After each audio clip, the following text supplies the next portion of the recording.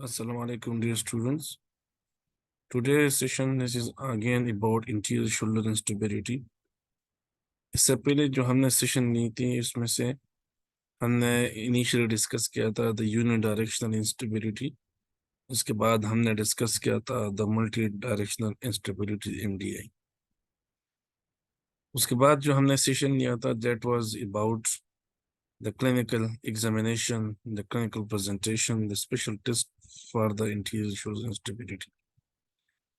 And before that, we also discussed about the histopathology of the anterior shoulder dislocation, the causes of shoulder dislocation, the classification of anterior shoulder dislocation, how this anterior shoulder instability occur, what are the other causes, acquired causes क्या है, congenital causes क्या है, detail से हमने उसके बारे में बात की थी। In this session हम ज़्यादातर जो बात करेंगे that will be the investigation, the radiographic investigation of anterior shoulder instability, the magnetic resonance imaging, and the CT scan investigation of findings in anterior shoulder instability. हम posterior shoulder instability पर भी थोड़े बहुत बात करेंगे, लेकिन हमारा मेन फोकस जो होगा that will be on anterior shoulder instability. सबसे पहले हम बात करते हैं रेडियोग्राफ्स। रेडियोग्राफी अगर हम बात कर ले तो वैसे तो MSK में जो मस्कुलोस्केलेटल इंजरीज में सबसे ज्यादा जो कॉमन यूज होती हैं that is ultrasonography and magnetic resonance imaging, और ये दोनों ही जो हैं they are the first line of investigation for the shoulder pain. लेकिन इनके बावजूद जो है रेडियोग्राफी जो है that remains an essential tool, और ये एक जनरल ओवरव्यू देती है पूरी एनाटॉमी की। और ये जो ओवरव्यू है ये बहुत जरूरी है किस चीज के लिए, this overall overview of the anatomy that help to rule out the unsuspected serious condition, जैसा कि हम ले सकते हैं arthritis, or most importantly the tumours because they can be detected on the radiographs. लेकिन रेडियोग्राफ्स पे अगर हम बात कर ले तो इसकी बहुत सारी जो है व्यूज है, बहुत सारे जो है इसकी पोजीशंस होती हैं, डाय उसकी जो एंगल होती है कि किस एंगल से बीम आ रही है।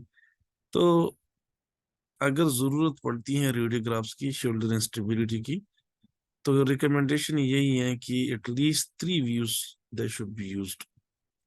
अब ये 3 व्यूज जो है कौन सी यूज करें ये उस जो है डिपेंड करता है जो रेडियोग्राफ्स पर और जो ऑर्थोपेडिक या जो वहाँ पर MSK स्पेशलिस्ट है उस पर। लेकिन ये व्यूज कौन कौन से हैं तो इस सेशन में हम डिटेल से बात करेंगे कि स्पेसिफिकली जो इंटीरियर शोल्डर इंस्टेबिलिटी के लिए कौन कौन सी व्यूज जो हैं, कौन कौन सी पोजीशन ऑफ द एक्सरे जो है रेडियोग्राफ जो है ये यूज की जा सकती है।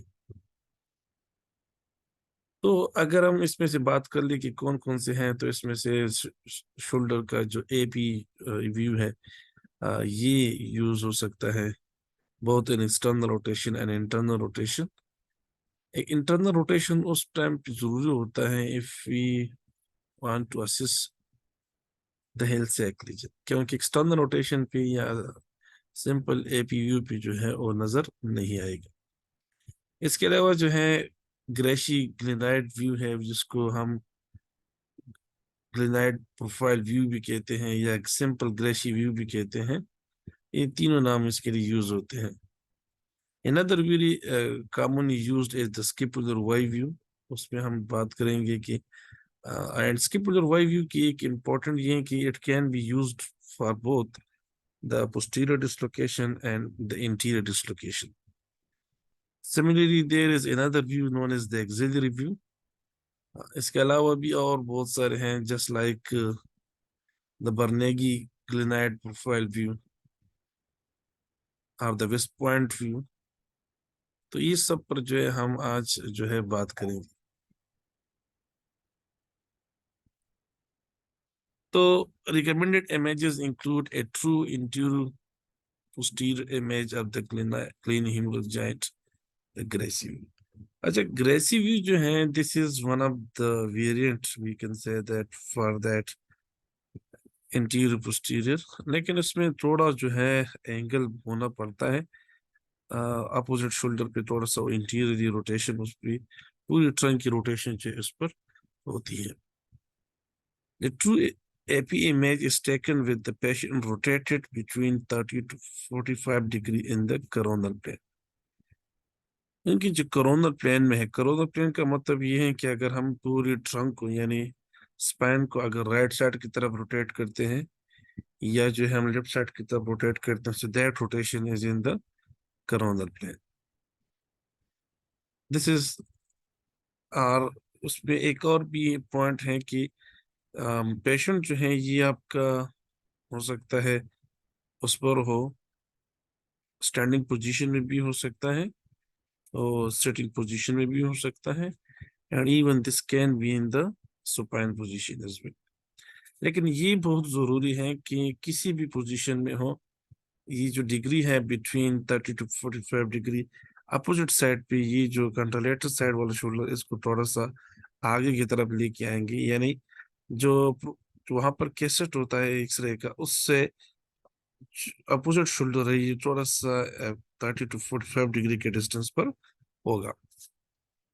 In addition to AP imaging, an auxiliary lateral radiograph should be obtained। जिस अभी हमने auxiliary view की बात की, तो ये भी जो है इम्पोर्टेंट है वहां पे। इसके अलावा जो दूसरा है वाल पे वो भी हो सकता है, जो मुख्तलिफ इसको वाल व्यू भी कहते हैं। एंड दिस वे में difficult to accomplish in the acute traumatic resting auxiliary। तो अगर यहाँ पे एक्यूट शोल्डर इंस्टेबिलिटी हो गई है तो फिर जो है वाल्वो व्यू जो है दिस इज रिकमेंडेड कि आप उसी में हम फिर कर स्टैंडिंग पोजीशन में हम उसको फिर कर सकते हैं।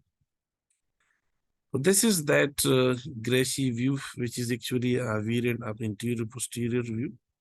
और अगर आप इसमें हम देखें, suppose this is the right shoulder, इसकी डिस्लोकेशन हम सस्पेक्टेड और हम देखना चाहते हैं कि इधर एक्सरे में इसकी जो है आ रही है कि नहीं आ रही है, तो दिस इज दैट केसेट जहाँ पे होगा। और this is the opposite shoulder, तो opposite shoulder instead of that straight, opposite shoulder को थोड़ा सा आगे की तरफ जो है रोटेट होगा, and that should be between 30 to 45 degree. Like इस पिक्चर में ऑलमोस्ट एट द मिड में है कि 40 डिग्री जो है ये आगे की तरफ थोड़ा सा इसमें कोरोनल प्लेन में रोटेशन हो गई। एंड अगर इसी में जब, और ये रोटेशन क्यों जरूरी है, ये सिर्फ इसलिए जरूरी है कि यहाँ का जो ग्रीन ह्यूमरोजाइंट है और थोड़ा सा बिल्कुल सही जो है इसमें व्यू आ जाए।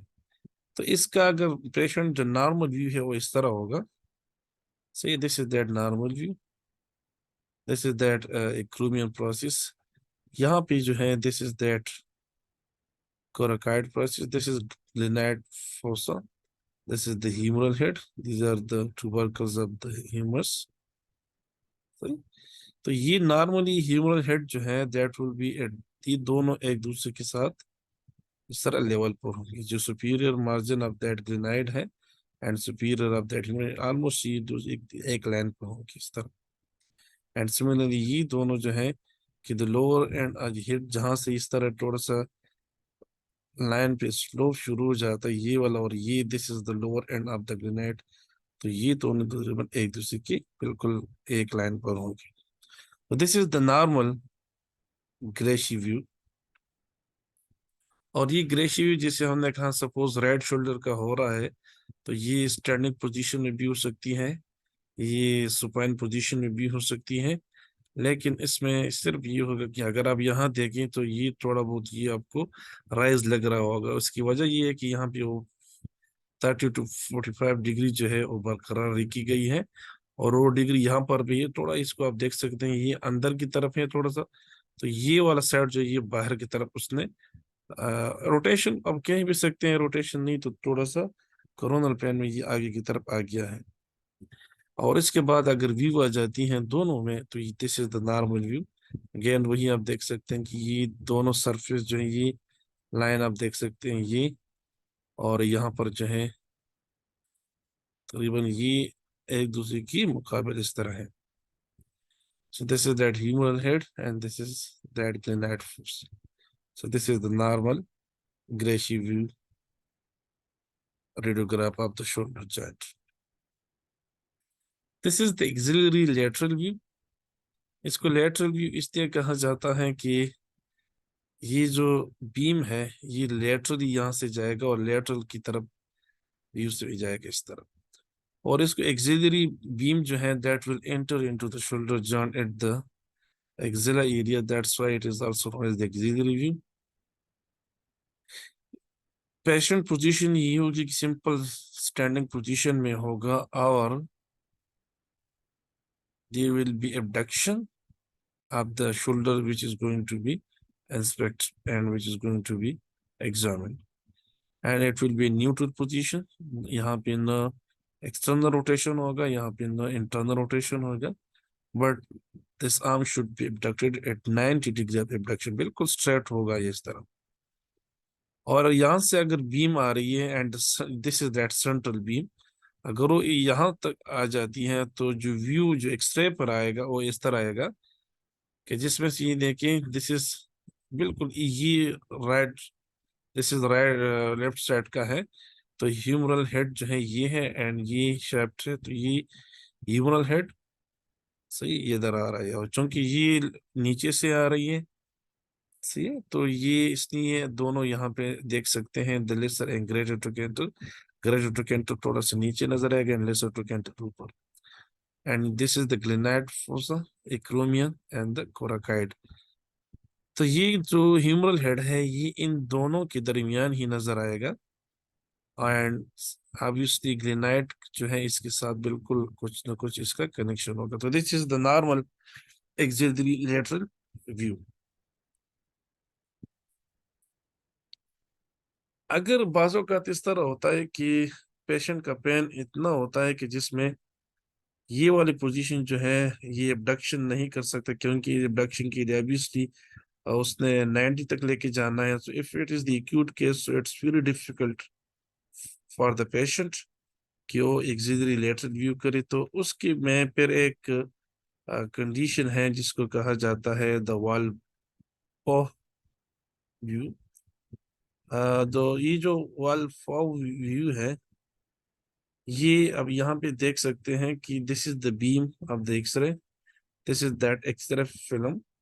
एंड यहाँ पे बॉडी को जो किसी भी जो काउच है जिस पर एक्सरे की जाती है उसके साथ खड़े होके थोड़ा सा रेट्रो में यानी एक्सटेंशन करनी, और एक्सटेंशन इतनी होगी कि यहाँ पे जो कैसेट उसके साथ एक होगा उसके साथ ये 45 डिग्री जो बैक है ये 45 डिग्री इस तरह बनाए.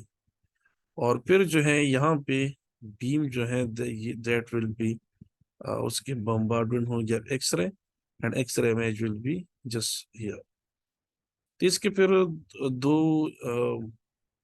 वेरिएंट से, one is that when there is 45 degree and the other is when 60 degree which is actually known as the modified Welfare view.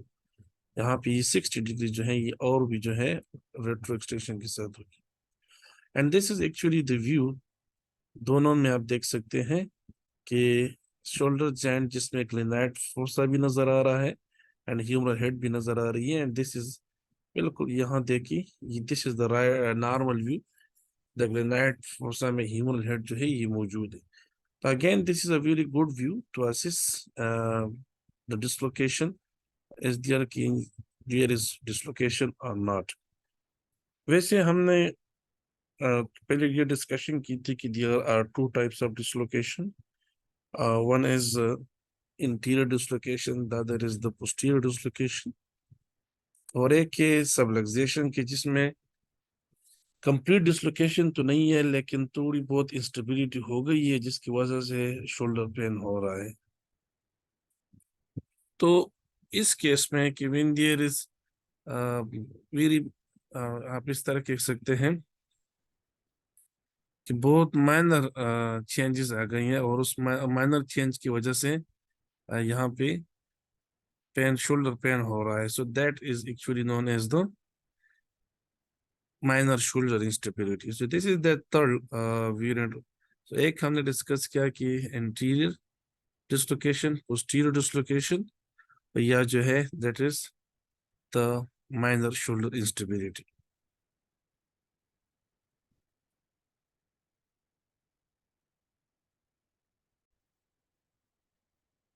So MRI में हम सिर्फ ये चेक कर रहे हैं कि शोल्डर जॉइंट जो है ये डिस्लोकेट है या नहीं है।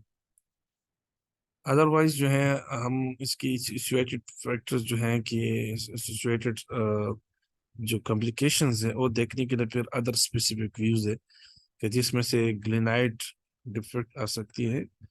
ग्लेनाइड डिफेक्ट जो है फिर ये अगर बहुत लार्ज ग्लेनाइड डिफेक्ट है तो sometime it is also known as the clip sign. तो क्लिप साइन जो है वो भी यहाँ पे जो है फिर लेकिन मोस्टली क्लिप साइन या जो ग्लेनाइड वुमना से ये एक्सरे पर इतना जो है बेहतर अंदाज से नजर नहीं आता। तो इसके लिए फिर सीटी स्कैन जो है this is the best for the glenoid bone loss. And sometime there is another sign known as the blunted angle sign, जहाँ पे rounding of the interior glenoid होती है। तो खैर ये तो हम बाद में डिस्कस करेंगे कि हम ग्लेनाइड बोन लॉस जो है कि क्या है, उसकी ग्रेडिंग क्या है, और हेल्सैक लीजन जी के लिए कौन सी व्यू जो है बहुत ज्यादा अच्छी है और कौन से में ये हम देख सकते हैं। लेकिन यहाँ पे सिर्फ हम ओवरव्यू की बात करते हैं कि कौन कौन से व्यूज जो है हम interior and posterior shoulder dislocation के लिए यूज कर सकते हैं। तो यहाँ पे इस इमेज में अगर हम देखें तो it can also give us the posterior dislocation as well as the interior dislocation. लेकिन इस इमेज में जो हमने अभी डिस्कस किया माइनर शोल्डर इंस्टेबिलिटी, वो थोड़ा सा डिफिकल्ट होगा यहाँ पे इसको अगर हम देखें। तो दैट माइनर जो शोल्डर इंस्टेबिलिटी है they can with in best viewed on the lateral vice Caple view, वहाँ जो आगे अभी हम डिस्कस करेंगे उसमें फिर क्लियरली जो है ये माइनर इंस्टेबिलिटी भी जो है असिस्ट हो सकती है। Further views that may be useful include the AIP views with the shoulder internal rotation। और ये internal rotation जो अभी हम डिस्कस करेंगे that is actually used for the detection of the Helsack lesion or the Helsack defect or the humeral defect. Other is the West Point view, the Stryker notch view, or the scapular bilateral. This is most commonly used to assess the anterior as well as the posterior dislocation. The West Point view is a highly specific radiographic projection to assess the anterior inferior glenoid rim, often in the context of recurrent instability. This is useful projection to assess for the bony Binkart lesion or other glenoid rim fracture. Now, क्यों ये बिंकाट lesion के लिए जो है ये useful है, क्योंकि अगर हम देखें तो ये क्या करते हैं, ये इंटीरियर एंड फ्यूरियर ग्लेनाइड रिम को असिस्ट करती हैं। और हमें पता है, हम ऑलरेडी डिस्कस कर चुके हैं कि यहाँ पे जो बिंकाट लीजन है this is between 3 to 6 position which is actually interior and फ्यूरियर क्वार्टर। अगर हम इसको एक क्लाक की सूरत में लें और उस क्लाक की हम 4 क्वार्टर कर ले तो एक हो जाएगा इंटीरियर सुपीरियर। अगर हम इस तरह क्लाक कर ले इंटीरियर सुपीरियर, इंटीरियर इंफीरियर, फिर ये posterior superior and posterior inferior. तो ये वेस्ट पॉइंट व्यू जो है ये हाईली स्पेसिफिक है। ये बिल्कुल करेक्ट, मतलब ज्यादा मोस्ट ऑफ द केसेस ये करेक्ट डायग्नोसिस करेगा in to assess the interior and field, and that's why the West Point view is best for the bony Binkart lesion. Binkart lesion जो है वो एक्सरे पर जो है असिस्ट नहीं की जा सकती because this is a soft tissue lesion. लेकिन समटाइम्स इस तरह होता है कि रिम जो है उस पर इतनी ज्यादा अबटमेंट हो जाती है कि ये बिंकार्ट के साथ साथ वहां पर कुछ बोनी इवल्जन भी होती है, so that is then known as the bony Bankart lesion और अदर ग्लेनाइड रिम फ्रैक्चर। तो इसके लिए फिर ये वेस्ट पॉइंट व्यू जो है ये बहुत इम्पोर्टेंट हाईली स्पेसिफिक। तो ये जो लिस्ट हमने यहाँ पे की है, तो इसमें AP views with the shoulder internal rotation, this is best used for the assessing the humeral defect, and wrist point view is highly specific for the glenoid defect. This is the actually the comparison of both the external and internal rotation. और यहाँ पे we can see here that where the greater trochanter is. अगर greater tubercle जो है, this is with the external rotation. External rotation में जो है ये देखिए थंब जो है ये बाहर की तरफ होगा, और यहाँ पे this is that actually graded tubercle if we are seeing. अब यहाँ पे जो है जहाँ पे ह्यूमरल डिफेक्ट होगी शोल्डर डिस्लोकेशन में, ये पीछे होगा जो बिल्कुल इसी में नजर नहीं आएगा। अब क्या करना है, हमें ये करना है कि ये जो ट्यूबरकल है इसको हमने आगे लेके आना है, ताकि इसका जो पीछे जो हिस्सा है वो यहाँ पर दिख सके। इसको दिखाने के लिए दिन वी नीड कि तम जो है ये बिल्कुल अपोजिट साइड पे आ जाए, यानी इसको हम इंटरनल रोटेट करें, ये तम्स को हम इस तरह रोटेट करो उस तरफ जो है तम नजर आए, और ये पिंकी जो है, तो इससे होगा क्या कि ये जो तम उस तरफ अगर चला जाएगा तो that will be then internal rotation. और इंटरनल रोटेशन में फिर क्या होगा कि पाम जो है ये बाहर की तरफ होगा, पिंकी जो है सामने नजर आएगी, और इसमें क्या होगा कि this is the greater tubercle.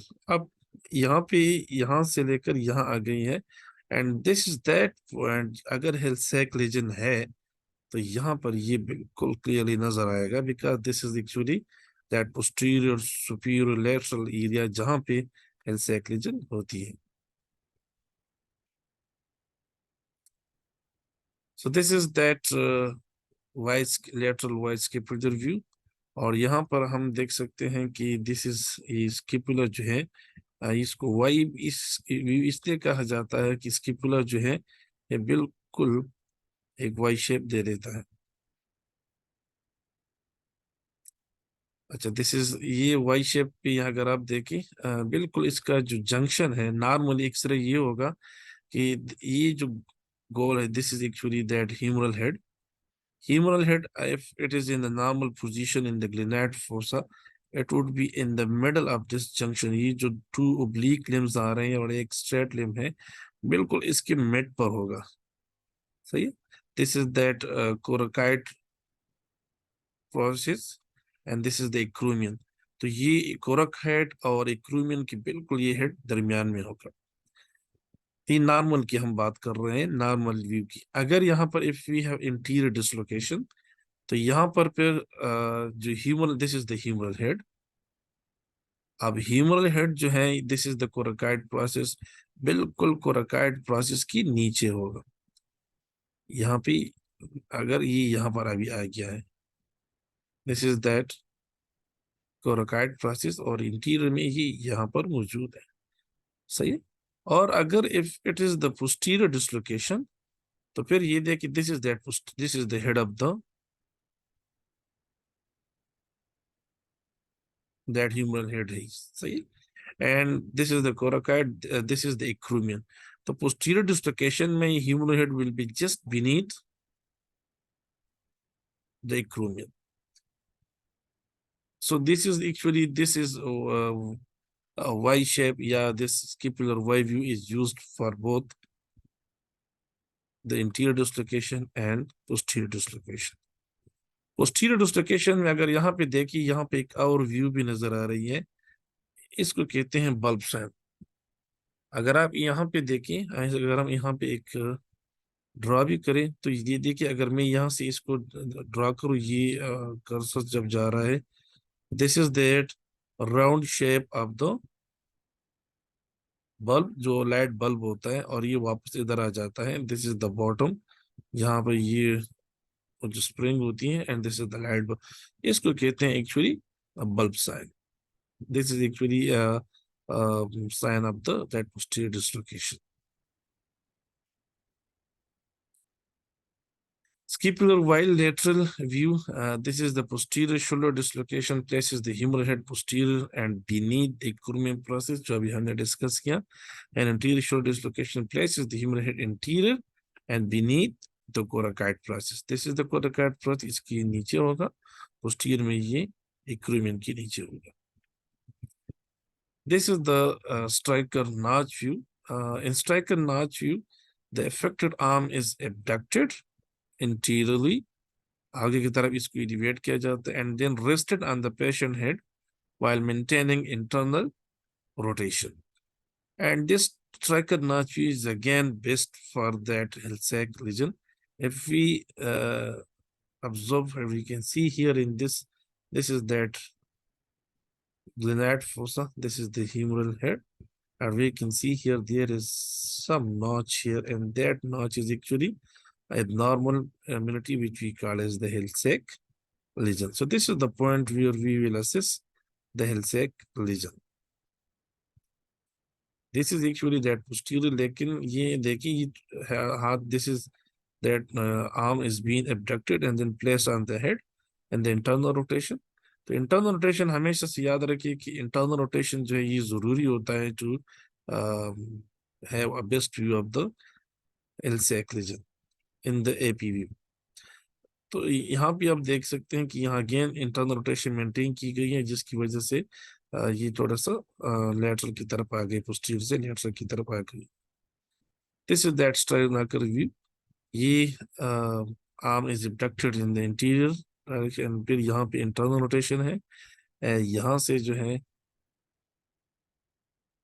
और ये देखिए ये बीम जो है बिल्कुल अगर वर्टिकल लाइन ड्रा किया जाए तो इस साथ ये तकरीबन 3 डिग्री के साथ ये बम्बारमेंट उसकी होगी, और यहाँ से जो बीम आएगी तो ये इस तरह का एक व्यू दे देगा, जिसमें this is that glenoid fossa, this is the humeral head, these are the process, and ये जो है that is that Hill-Sachs lesion जो बिल्कुल यहाँ पे आ जाएगी. प्रीवियस पिक्चर में अगर आप देखिए तो एक यहाँ पे आ रहा था, and here it is, here this is the Hill-Sachs lesion. West point view में this is the view where the patient will be in the prone position. The arm will be abducted at a 90 degree just to have that axilla clear. This is exactly the similar to that which we were discussing in the axillary view. वहां पर भी ये abduction था, लेकिन that was in the standing position. ये prone position में है, और ये वहां से ये बिल्कुल interior से आ रहा था, interior inferior से, यहाँ से जो है ये पोस्टीरियर से आ रहा है. और यहाँ पे अगर आप देखिए तो 2 डायरेक्शन में, अगर वो इस तरह के डायरेक्शन की बात की जाए तो इट विल बी 25 डिग्री, और अगर ओब्लिकनेस की बात की जाए कि how much it will be against that horizontal line, तो ऊपर जो होगा that will be also 25 degree, और साथ जो है ओब्लिकनेस जो है वो भी 25, यानी लेटरल से ये भी 25 है. इसका मतलब ये है कि ये बिल्कुल अगर देखें तो ऊपर से आ रहा है, एंड ये ऊपर से इस तरह आ रहा है कि बिल्कुल डार, यानी this is suppose the back, तो यहाँ से ऊपर से इस डायरेक्शन में आ रहा है, लेटरल भी है, सही है. इससे मोरा इस ये आपको बता रहे हैं कि लेटरल बीम आ रही है, और ये बता रहा है कि सुपीरियर से आ रही है, तो that's why this is that. और ये जो है वेस्ट पॉइंट व्यू में अगर इमेज बन जाता है, so that will be the just that okay, this is the glenoid fossa, this is the humeral head. This is the anterior shoulder dislocation case in the anterior posterior view. We can see here this is the glenoid fossa, and this is anterior inferior direction where the head is being present, and just below the glenoid fossa. Sometimes if the humeral head is just present away from the fossa, it is present here, or it is present here just in posterior dislocation, and none of the point of the humeral head is in contact with the glenoid fossa, so then it is known as the glenoid fossa be completely vacant, which is known as the vacant sign. And if it is the posterior dislocation, so humeral head की position कुछ इस तरह होगी कि ये जो है बिल्कुल लाइट बल्ब की तरह नजर आएगा, which we call as the bulb sign. This is the anterior shoulder dislocation AP view and with the Hill-Sachs lesion. Hill-Sachs lesion जो है यहाँ पे जो है ये abnormality शुरू हो रही है. This is the glenoid fossa. This is the acromion process. This is the coracoid process. और ये humeral head जो है काफी नीचे आ गया है. Now again, this is another view image of that anterior dislocation. But we can see here, this is the area where there is Hill-Sachs lesion. And this is exactly the typical example of that engaged Hill-Sachs lesion. हमने previous lectures में ये discuss किया था that there are two types of Hill-Sachs lesion. One is the engaged Hill-Sachs lesion. The other is the non-engaged. So ये engaged Hill आ रही है. आप देखिए यहाँ पे थोड़ा सा इसका रिम के साथ कनेक्शन है, पैरेलल उसके साथ आ रही है exactly. This is the gut tree. This is also known as the apical oblique projection. And this is the view of the shoulder, and when there is a tangential projection of the shoulder, mostly it is used in the traumatic condition. It is best for evaluating the glenohumeral joint for dislocation and trauma to the glenoid of the scapula. The angle of the beam means it is tangential to the anterior inferior glenoid rim, grade bar the Pincott fracture, because again that will be the same phenomena anterior inferior quadrant को yes is करेगा, and gives a better view of the posterior humeral head ideal for Hill-Sachs lesion. This is that girth view. यहाँ पे देखिए ये बिल्कुल ऊपर से आ रही है. Same, this is that cassette, और यहाँ से ये beam लेगा. This is the central beam. So the beam, X-ray beam that should be with horizontal 45-degree, while the patient hand would be on the opposite shoulder. This is the girth view appearance, but in this case, it look like the humeral head is in its own place. Still there is, if we see here, there is flattening, and that means there is some defect at the humeral head. So humeral defect is present here in this area. This is the Hill-Sachs lesion. This is a defect. It is a pit and depression at the, this is the posterior view, and this is that posterior superior lateral defect on the humeral head. Pertinent findings on the radiographs, that is the axillary lateral view provides information about the position of the humeral head relative to the glenoid.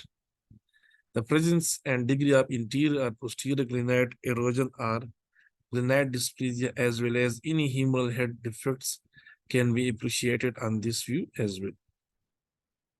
Anterior glenoid rim fracture or glenoid avulsion injuries may also be present, but they are very subtle on the X-ray, and that's why they can't be clearly quantified on the X-ray images.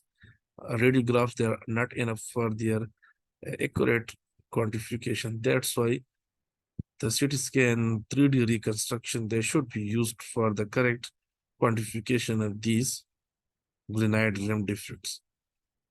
The presence of medial neck scalloping or a possible avulsion injury is visible on the AP imaging in the presence of an initiated Hegel, which means the humeral avulsion of the glenohumeral ligament. This is the summary of all the view and where the focus will be.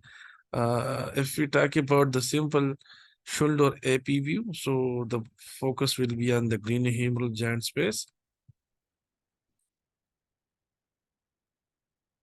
A true shoulder AP, that will be on the glenohumeral joint space, DJD, and the proximal migration of the humerus. Anterior posterior view in internal rotation, it is very best fit for the Hill-Sachs lesion. Axillary view, again, this is for both the interior and posterior dislocation. The wall paw view, that is for the modification if unable to abduct the arm. This is actually used in the traumatic condition where it is applied when it is acute condition and the patient is unable to abduct or move the shoulder joint. Scapular lateral, that is allows classification of decrement dislocation scapular fracture as well as used for both the anterior and posterior dislocation. The Stryker notch view, again Hill-Sachs lesion और shoulder dislocation के लिए and specifically Hill-Sachs lesion के लिए ये बहुत fit. West point axillary, that is most fit for the bony vein cord. Otherwise, it is for the dislocation as well. At Canada, it is used for identifying the proximal humerus fractures. Garth view, this is used for the bony vein cord, just like the West point view, and also for the shoulder dislocation and anterior inferior glenoid. Now we will talk about the MR. लेकिन MR की अगर हम बात कर ले, so चूंकि shoulder dislocation is mostly an osseous condition, osseous injury है या disorder है, that's why यहाँ पे जो है soft tissue अगर पहले तो ligaments के अलावा होती नहीं है, और वैसे भी when there is dislocation, so it's very obvious that the ligament have been ruptured. तो एमआर जो है बेसिकली यूज होती है उसके लिए कि बल्कि गोल्ड स्टैंडर्ड है फॉर द एमएसके कंडीशन कि ये आइडेंटिफाई करने के लिए कि वहाँ पे जो सॉफ्ट टिश्यू इंजरीज हैं वो कहाँ कहाँ पे हो गई हैं और किस नोयत की है. सो मैग्नेटिक रेजोनेंस इमेजिंग जो है it is preferred imaging modality to visualize the presence of associated labral injuries. And not only lateral injuries, it is also used to visualize the ligamentous damages in the, specifically in the anterior dislocation.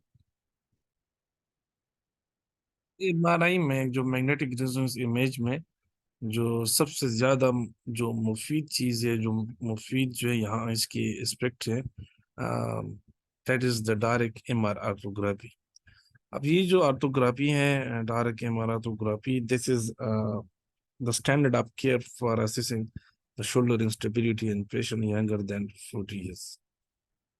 क्योंकि अगर जो patient होते हैं जो shoulder instability के साथ और वो 40 years से कम होते हैं, younger than 40 years होते हैं, तो वहां पर जो है lateral injuries जो है they are very common and according to a research almost 39% of the cases they were present with the lateral injuries. And इसके अलावा जो है एमआर आर्थोग्राफी जो है ये अगर इसकी सेंसिटिविटी भी अच्छी है according to research, this arthrography that has a very high specificity of 93% of for assessing that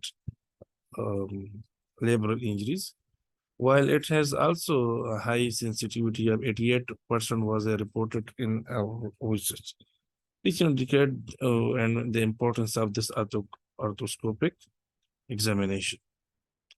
Secondly, ये है कि pre-operative classification of this lateral injury जो ये बहुत जरूरी है, क्योंकि जो decision है about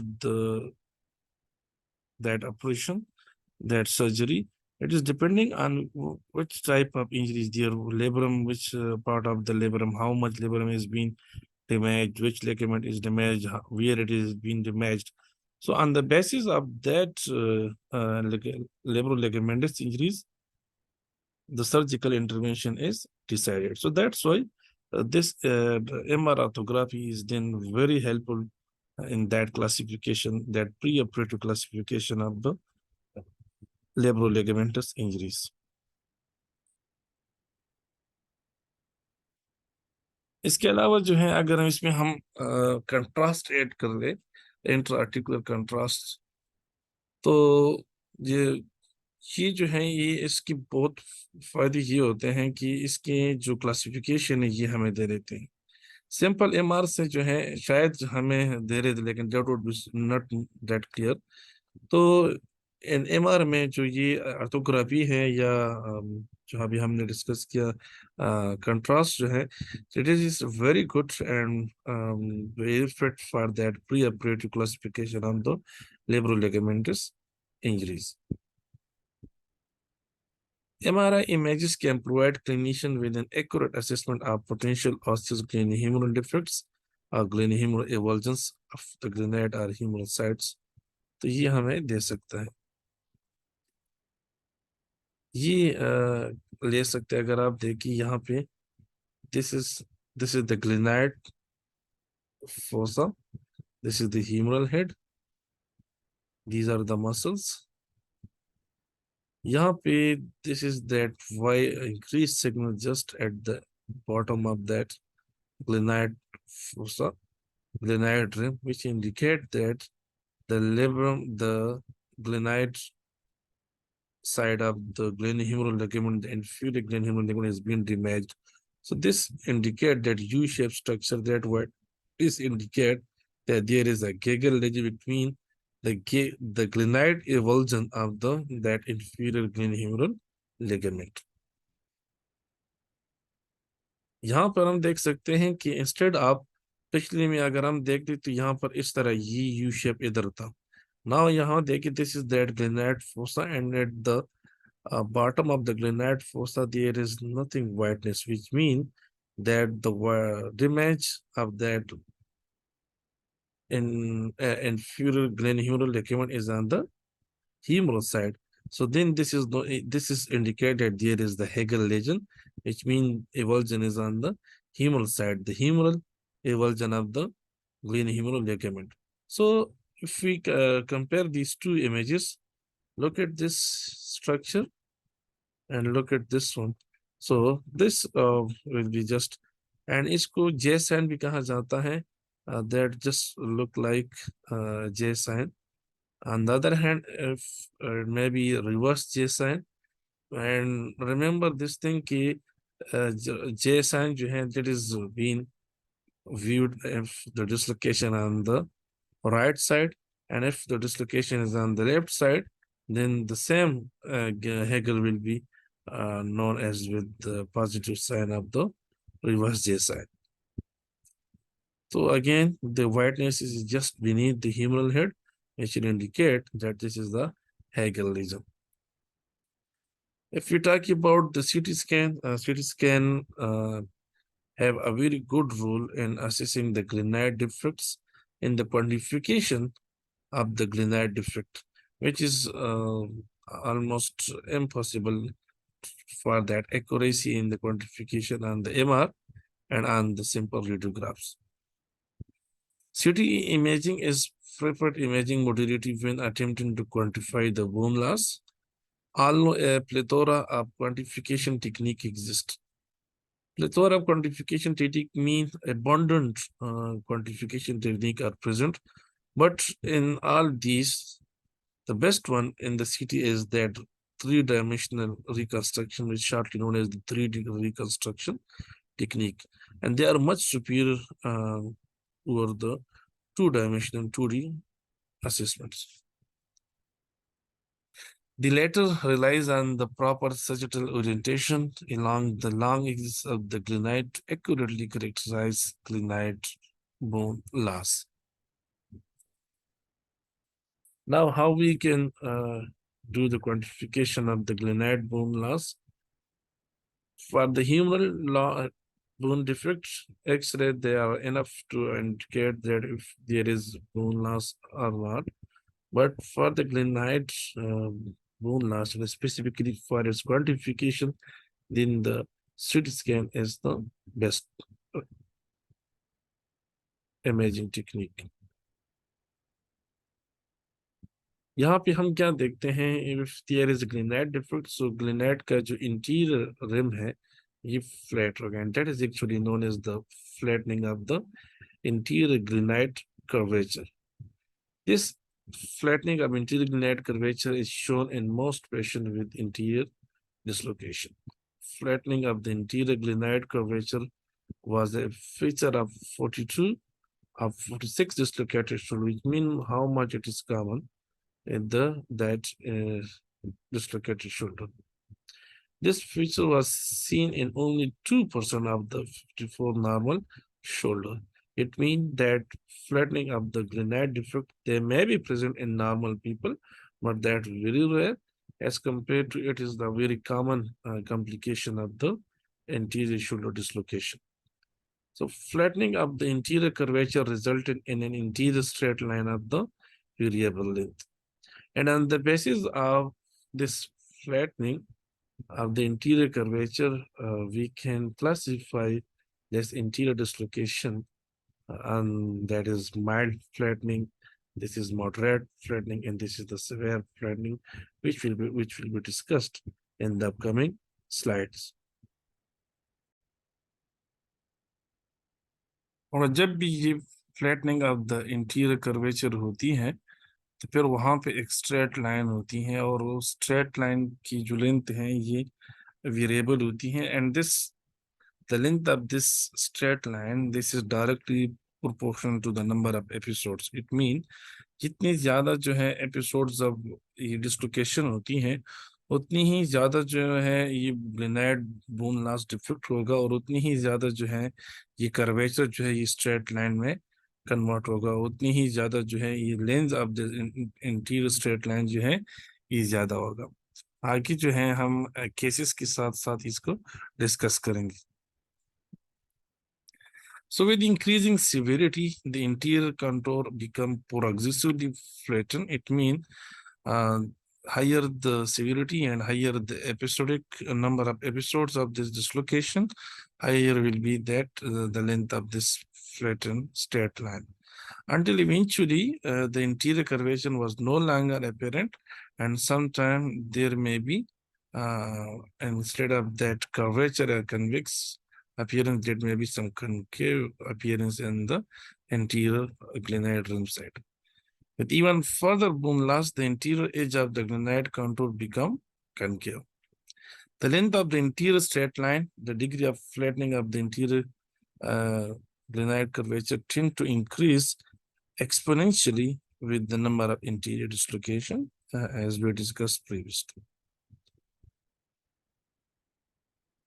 So this is a case in a 26-year-old man with 10 episodes of interior shoulder dislocation on one side. Oblique sagittal CT image and face to glenoid fossa of non-dislocating shoulder shows maximum glenoid length as measured by drawing the line from the supraglenoid tubercle and most inferior aspect of the glenoid fossa. This is actually the glenoid length from that maximum superior glenoid tubercle and that inferior glenoid tubercle. This is the maximum glenoid length. The maximum glenoid width was measured by drawing the line at right angle to the original line across width of the glenoid fossa. That is that line which will indicate the width of the maximum width of the glenoid fossa. In this case, the length was 41.8 millimeter and the width was 28.6 millimeter. They are talking about this picture.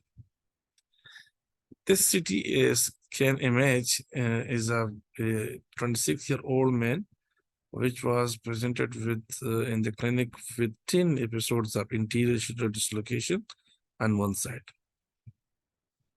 Oblique sagittal CT image and face to glenoid fossa dislocating shoulder shows severe interior bone loss.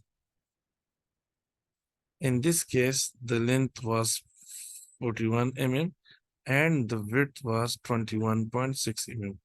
If we compare it with this one, that the width was 28.6 mm and in this it is 21 mm. It means there is a decrease of 7 mm, almost more than 7 mm. It means this curvature has been much reduced and there is that flattening of the interior curvature. This is that interior curvature and this is the flattening. Normal shoulder of 23-year-old man CT scan shows continuous tracing of outline of the glenoid fossa. This is that outline of the glenoid fossa on the reformatted oblique sagittal images with the cross-section area of the 695.3 mm square. Now, what is mild flattening? This is if this is less than 10 mm. 39-year-old woman with single anterior shoulder dislocation. Oblique sagittal CT scan shows minimal flattening of interior glenoid curvature, and that interior straight line measures 6.2 mm. This is with a single anterior dislocation. This is important, as we will discuss in the next slide, that when this episodes are increasing, the length of this straight line will also increases. This is another CT scan of a 20-year-old man with 4 episodes of anterior shoulder dislocation. Again, this is mild flattening. Oblique sagittal CT scan shows mild flattening of interior glenoid curvature. The interior straight line measures 9.9 mm. The number of episodes increases from 1 to 4, and the length of straight line increases from 6.2 to 9.9 mm. Then another patient with 24-year-old man with 5 episodes of interior shoulder dislocation. The oblique sagittal CT scan shows moderate flattening of interior glenoid curvature.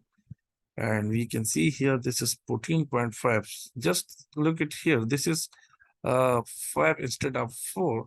And there is increase from 9.9 in the previous case to this case, which is almost 5 mm increase, 4.5 mm increase in a single extra episode. This is another case of moderate flattening with a 20-year-old man with 10 episodes of interior dislocation. Now look at here. In the previous, there was 5 episodes. Now the episodes are double 10 this episode, and the length that was 14.5 mm, but that have now increased to almost 17 mm. This is 16.9 mm. This is that length of the straight interior straight line. This is a case of the severe flattening when it is more than that 20 mm. 34-year-old man with 30 episodes. Now instead of 10, the number of episodes they are 30. And again, oblique CT scan shows severe flattening of the interior glenoid curvature. Interior line measured 21 mm instead of that 16.9. The episodes are from 10 to 30, and this is from 16.9 to 21 mm. Another example of a severe flattening or interior flattening. This patient is with 200 episodes of anterior shoulder dislocation. Oblique CT scan show flattening and concavity even.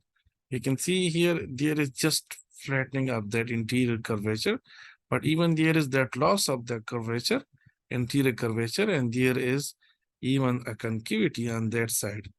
But if the length was made there, and we should observe that, so that is 28.9. So look at here, there is too much increase in the episodes. At the same time, there is increase in the anterior straight line length as well.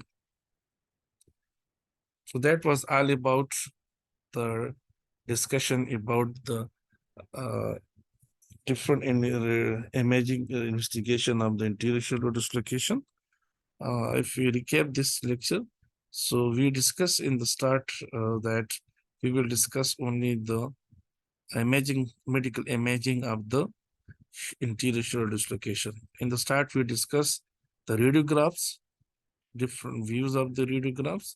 Then we discussed the MR, specifically that contrast, intra-arterial contrast, that MR arthrography, and how it is important, what is its significance, and specifically that preoperative classification of the labral ligamentous injuries. Then we discuss the JSAN, reverse JSAN, and then we discuss in detail the CT scan, which is most commonly used for quantification of the glenoid bone loss. So that was the session for today. Thank you so much to all of you. Have a nice day.